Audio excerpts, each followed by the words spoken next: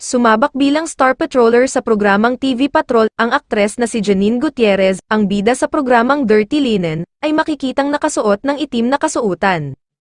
Suportado naman ng netizens ang paglabas ni Janine sa TV Patrol. Simple lang ang makeup niya pero grabe labas na labas ang ganda, pang beauty pageant ang aura, fresh na fresh.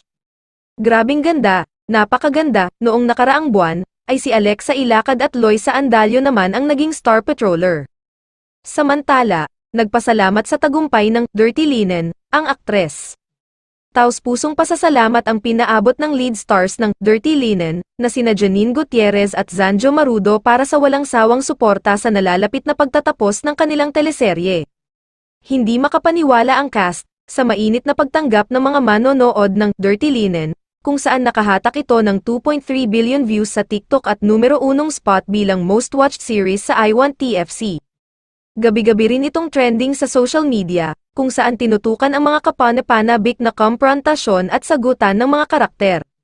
Surreal na naging parte ako ng ganitong klaseng level ng cast, ito na siguro yung favorite kong role kasi ang dami niyang layers, sobrang thankful ako na pinagkatiwalaan ako to play Alexa.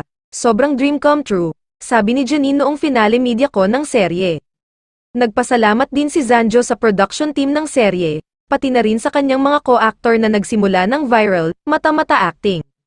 Pinapanood ko siya bilang part ng show and bilang audience din na nahuhook sa istorya, kudos sa musical director na sobrang galing, tinulungan nila kaming gumaling, gusto kong magpasalamat sa lahat ng cast, production, at sa mga direktor ko, pagbabahagi ni Zanjo.